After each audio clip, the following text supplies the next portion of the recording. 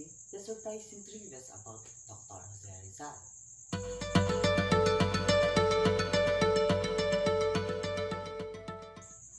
Trivia number 1.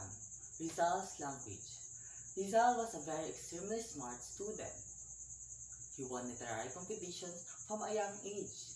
Rizal had an extraordinary capacity for language. Ultimately, Rizal spoke 22 languages and dialects.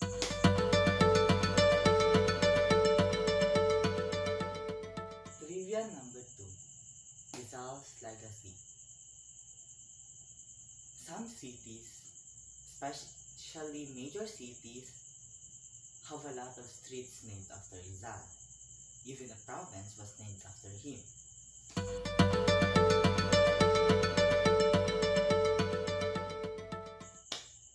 Trivia number 3. Rizal's profession. Rizal is a very talented man.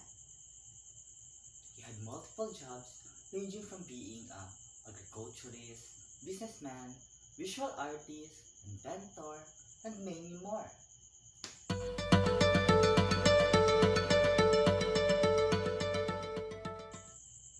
Trivia number 4. Rizal's romantic relationship. Rizal have a lot of romantic feelings from different people,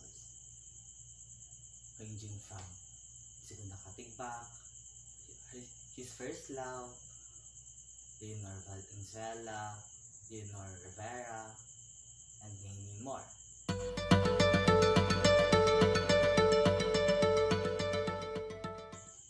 The last trivia is trivia number 5.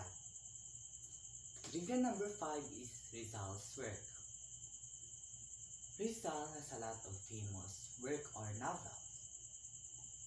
However, the most famous are Noli Me Tangere and El Filibustero that was used in the Philippine education system.